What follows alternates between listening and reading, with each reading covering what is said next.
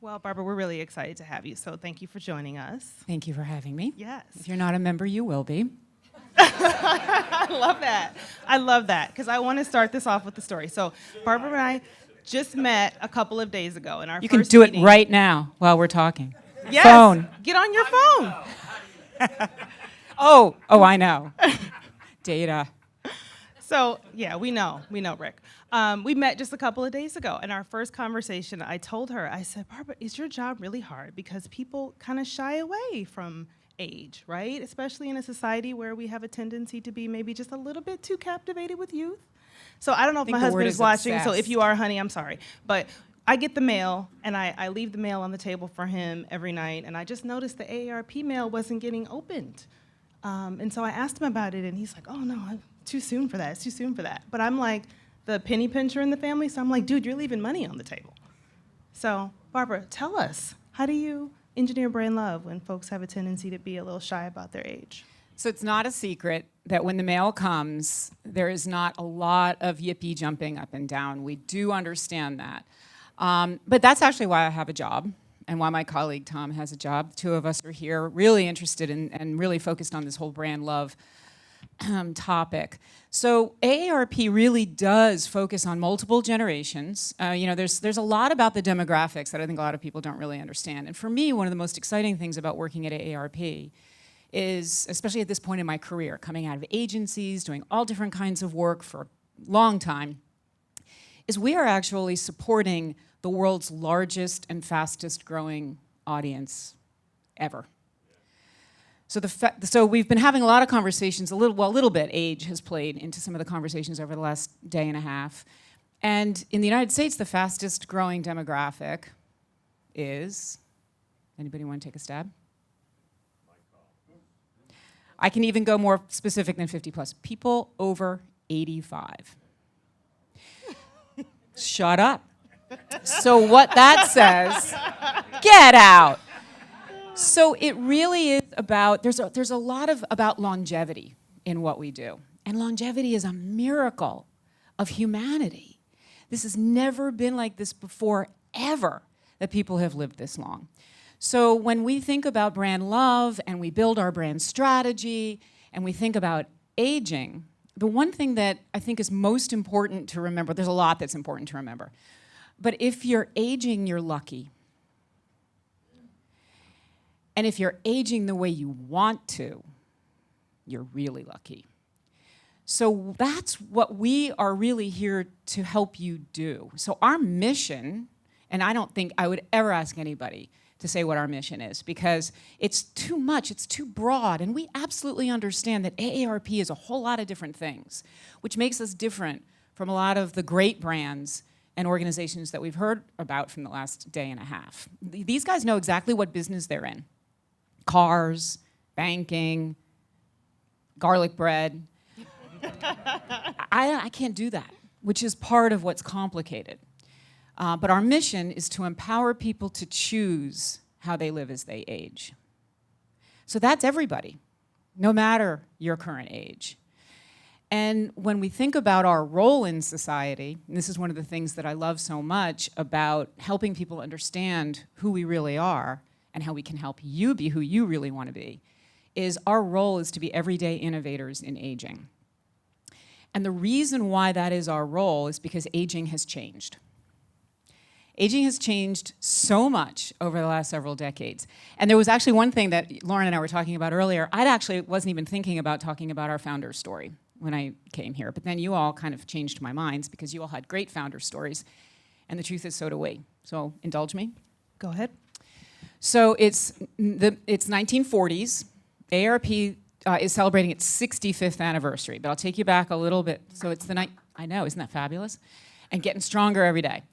It's in the 1940s, and there's a retired educator in Southern California. Her name is Ethel Percy Andrus, and she had done some amazing things in her life. She had become the first woman principal in a major school district. So she retired, and she was volunteering in her community, which in Southern California in the 1940s is still very agricultural. So one of the things that she was doing was checking in on older residents, sort of helping them out. So the grocer in the area contacted Ethel. And he said, there's a woman that I'm worried about. She hasn't been in a while. She hasn't come in to pick up her prescription. I've lost touch with her, and I think you need to go check on her. So Ethel said, sure, because that was sort of her volunteer gig. And she got the address, went to this woman's house, knocked on the door, and there was no answer.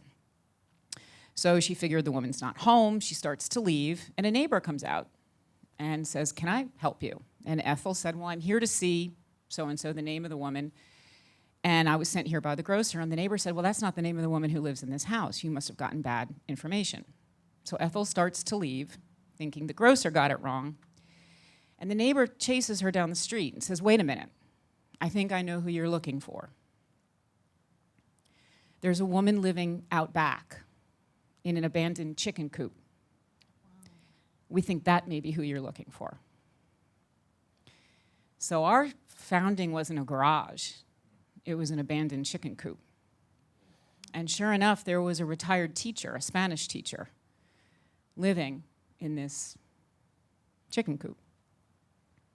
And so Ethel worked with her.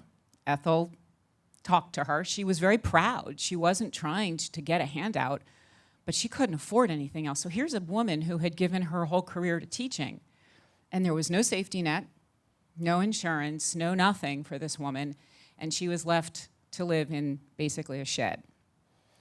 And so the reason why that's so important is thank God it was Ethel, because she got moving. She got motivated, she got mad, and she created so much change in society that most people don't even know about. So at the time when she met this woman living in the chicken coop, she was 63 years old, Ethel was. So she started something called the National Retired Teachers Association. And it was started in her kitchen table. And 10 years later, NRTA became AARP because she realized that a lot of people needed help in retirement, and there weren't enough safety nets, and there was no way to get insurance. So among the things that she did was knock on all the doors of all the insurance companies to try and get somebody to realize that you actually could help support retired people. And so when AARP was founded in 1958, Ethel was 73. So we think about Ethel all the time. And sometimes it's kind of funny. Like we have these cutouts of Ethel with the mink stole, and we take our pictures next to her. But we really do think, like, what would Ethel do? So it's a very, very personal legacy that we have as a social mission organization when she created AARP. So the reason why I bring that up is because it actually did stand for the American Association of Retired Persons, if that's what you remember us as. We have since rebranded. It's been over 10 years, 15 years. But that's when retirement was so different. Retirement was actually a phase of life that was a little bit more predictable. Life was more predictable. There actually was a thing called a retirement age. You're so lucky we don't have that anymore. But the retirement age was set so that you would die soon. By design, this country did not want a lot of old people wandering around. What the hell were we going to do with all these old people wandering around? So we set the retirement age. Chances are you worked at the same company for 30 years. You got a gold watch, you played golf, and you died. Well, then life expectancy started to change. Now we've got all this technology and healthcare, all the things that Ethel fought for, right? Fewer people living in abandoned chicken coops. And the boomers got 20 more years than their parents and their grandparents did. A whole 20 years. And we learned early on, don't call it bonus years, because they've been counting on them since they were born. So those 20 years, the boomers said, well, we could add those 20 years to the end of our life and have 20 more years of decline, or we can create a new life stage. Which do you think they did? Shoehorned a new life stage in at around that 50, 55-year mark. When it's your turn to do what you want to do. Yeah, you may have been working in the same place for 25 years, and you want to keep working, but not there. Now I want to have my own company. Now I want to go do what I want to do. So this whole notion of a new life stage is actually what the new AARP is really about. So when people come to the brand, or the brand comes to you, which is more likely, you're seeing the R. Even though you know that we're not really the American Association of Retired Persons anymore, but all you're seeing is that damn R. So you're telling us we don't have to be afraid of it anymore. Well, make it your own. Don't retire. Ask me if I plan on retiring. I have absolutely no idea. No, I don't want to retire. I don't know what I'm going to do with myself. But the whole notion of retirement has changed because of this new life phase, because of the new longevity, because now we can do what we want. And I like to think a lot of that is because we have AARP with a mission to empower you to choose how you live as you age, which your parents and grandparents didn't really get to do. So that's one of the things around aging, which I don't understand why we're such an ageist society. Celebrate your age. Celebrate the experience that you have. Don't be shy about it. Don't make excuses for it. And if we have time, I'd like to come back and talk a little bit about what our industry, the creative industry, can do and has a responsibility to do. We'll make time, for sure. Okay. So Barbara, tell us about this. I love this. The younger you are, the more you need AARP. Boom. That is a mic drop moment. I love it. So I think we have a couple spots we're going to show, and then I want So to this is a new hear more campaign we about just this. launched, and then we'll Yes. just talk a little bit about it. 16 years from today, Greg Gerstner will finally land the perfect cannonball. Unsuspecting friends? Check. Epic water displacement? Big check.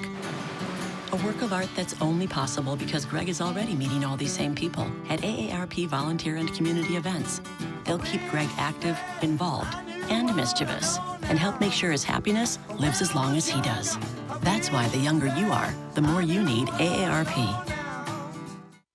18 years from tonight, Grant Gill will become a legend when he totally kills it at his improv class's graduation performance. Knees will be slapped, suds will be sprayed. People won't know what hurts more, their cheeks or their sides. That's why he's already keeping himself in shape and razor sharp today with health tips and wellness tools from AARP to help make sure his health lives as long as he does. Because the younger you are, the more you need AARP. 10 years from today, Lisa Schneider will become the undisputed leader of a ginormous pack of dogs. Rescue dogs, to be exact. A second act made possible by the career reskilling courses Lisa's already taking now with AARP to help make sure her income lives as long as she does, so she can finally run with the big dogs and the small dogs who just think they're big dogs. That's why the younger you are, the more you need AARP. So that's a handful of ads that we launched this year around this. The younger you are was really the insight. And it's not so much that we're trying to encourage a 25-year-old to join. We really are trying to encourage the 50-year-old to join. Because what we hear is, at 50, remember, if you think that AARP, and I know what you think that AARP is. I do. But you're still here, so you're being kind. AARP is insurance, discounts, and lobbying for retired senior citizens. That's what everybody thinks AARP is. And they're not wrong. We do that. And we're very proud of that, but we do so much more. So if you're 50 and we are landing on your dining room table or wherever you keep your mail, you're saying, wait a minute, I'm not a retired senior citizen. It's not that you don't like AARP. We're here to talk about brand love. We have a lot of brand like. People know AARP, you help my grandma, I know what you do, but I'm only 50. You must have gotten it wrong. Your data is wrong. You think I'm retired, I'm not. So the younger you are, the more you need AARP is really targeting that 50-year-old. Because the insight is that you could live half your life after 50. Not everybody. Lifespan stuff is weird. Life expectancy is a lot of segment. But you really could live to be 100. So if you could live to be 100, you probably want your money, your health, and your happiness to live as long as you do. And if you want those things, and let's be honest, who doesn't, then you need AARP.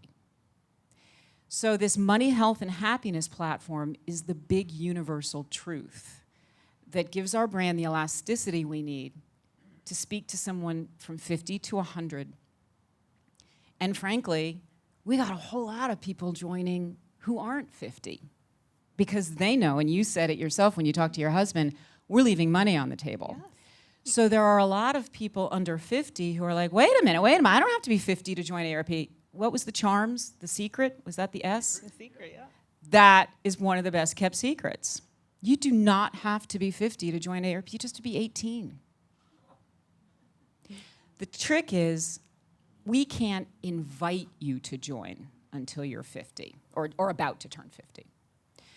But if you find AARP because you're a caregiver and you come to our content and it helps you, and by the way, you're either going to be a caregiver or need a caregiver.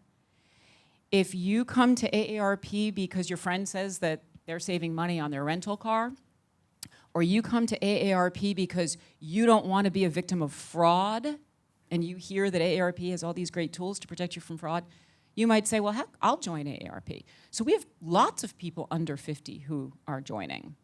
And that's actually really helping our brand because it's sort of normalizing this notion that your money, health, and happiness need to live as long as you do. And that universal truth is really resonating with people.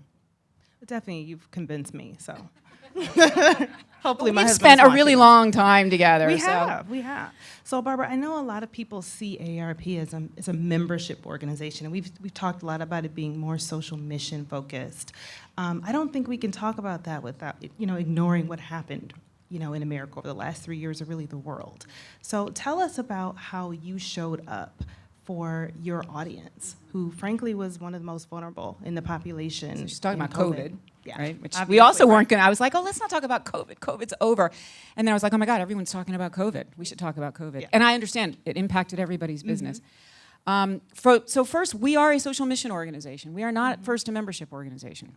And that's a really big difference.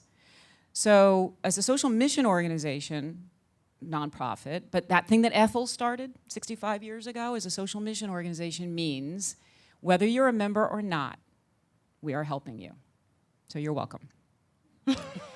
And actually, you may not like us, and we're still helping you. So we are, as a mission organization, and this probably doesn't come as a surprise to you, we are a very powerful advocacy organization. And we're really proud of that. We can shut a member of Congress's phone bank down. There's almost nobody else who can do that.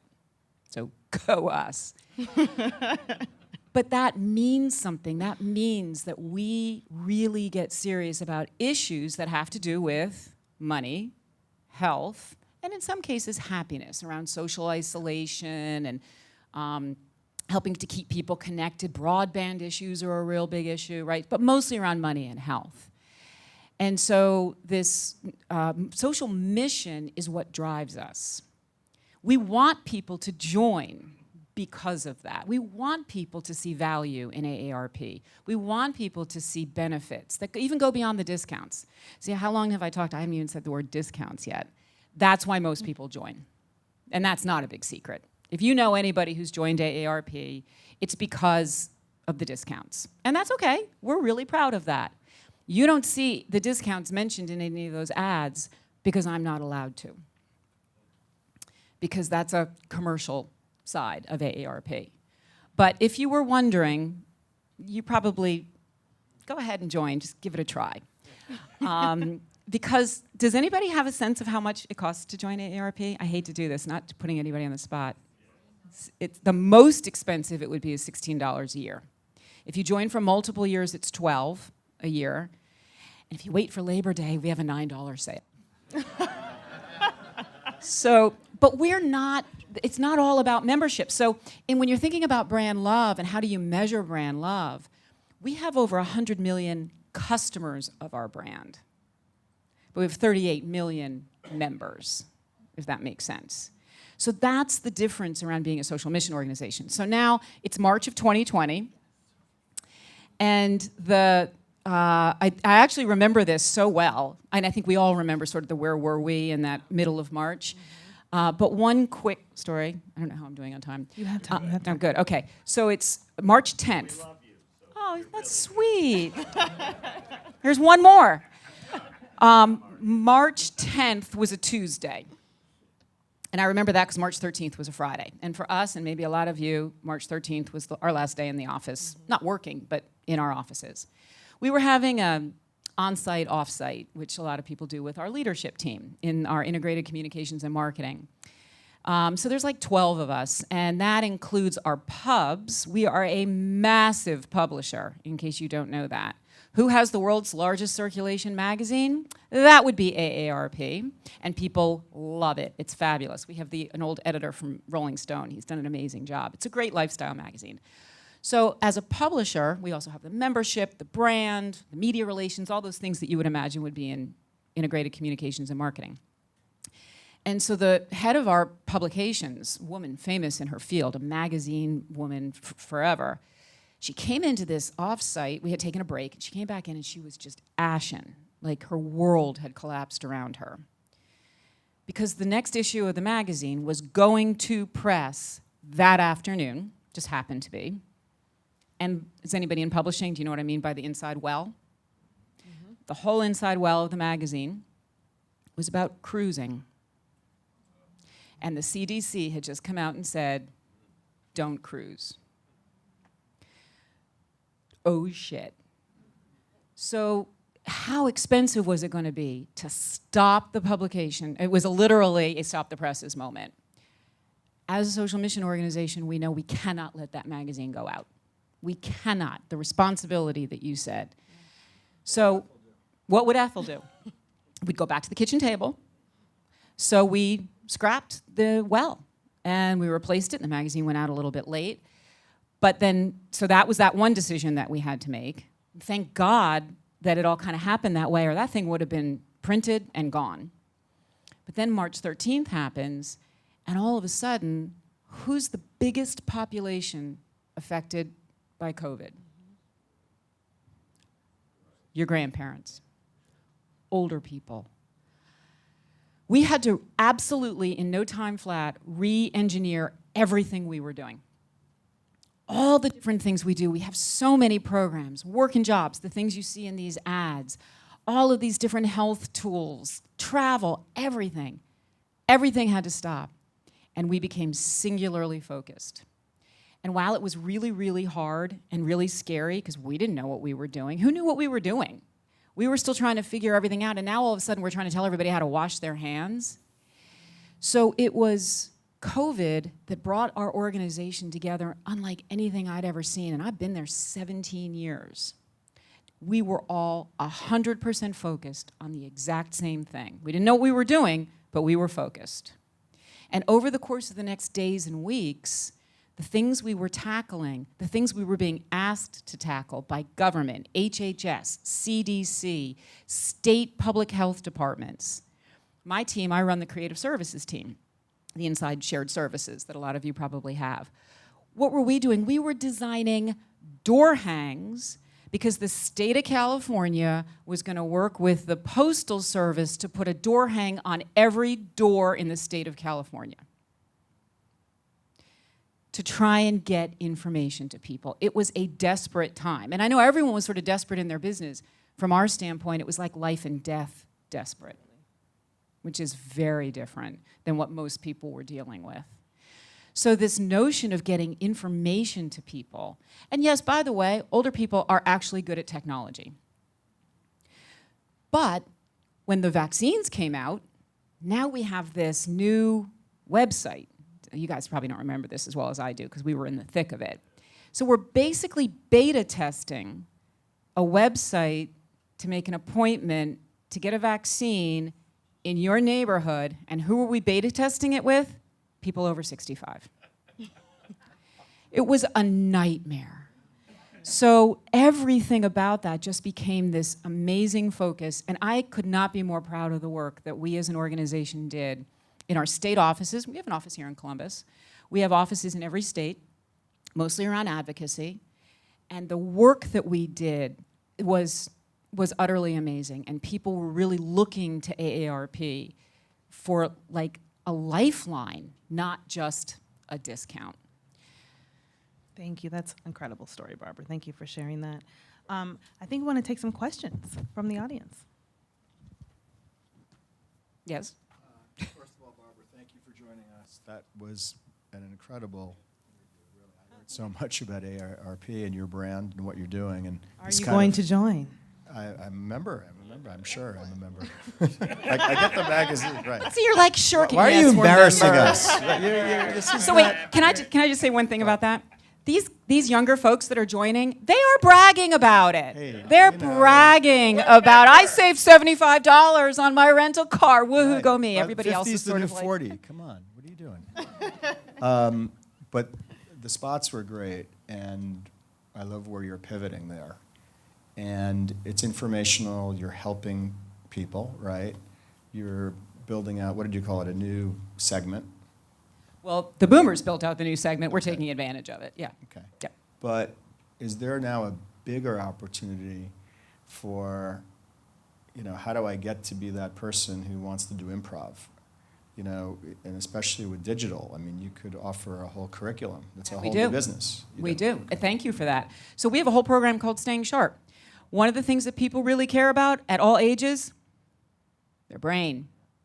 Everybody wants their brain to stay as sharp as possible. So we have a whole set of tools and platforms, and that's what that ad is actually marketing, is our Staying Sharp brain health. So within the health space, we dug into brain health, because health is just 10 miles wide. So with all those members, Brand Innovators we have members, we have a community. Now you're, cutting across an entire generation, tens of millions of people. Multiple generations. But you could activate communities. You can get all the people of that segment, hey, who plays golf? Maybe I want to play golf, but I really don't know anybody. Do you do So that? yes, absolutely. And thank you for mentioning that. One of the things that we're just getting into is pickleball. So why not? That's where I was going with it. Yeah, That's were my you next actually going with pickleball? But yeah, so it's like enabling and building communities. So we may have the world's largest circulation magazine, but we also do a lot of content for more niche audiences. This notion of generation, can I just add to that? Gen X, the oldest Gen X is 58. I don't know if that's surprising to anybody. And millennials are going to be 50 in 8 years. So yes, 1965 is the first Gen X. So it's kind of interesting. I think that's why people sort of have us locked into a generation when in fact that's why we called it this. It's this multiple generations.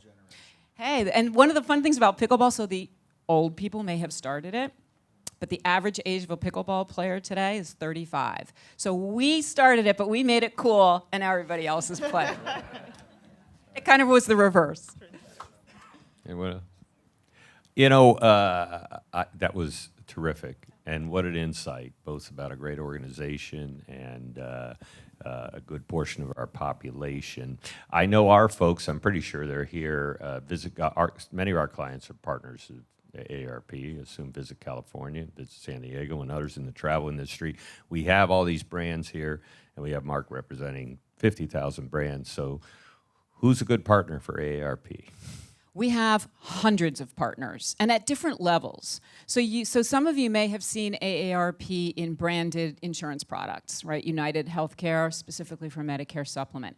And one of the reasons why that really works is for us, brand love is about brand trust.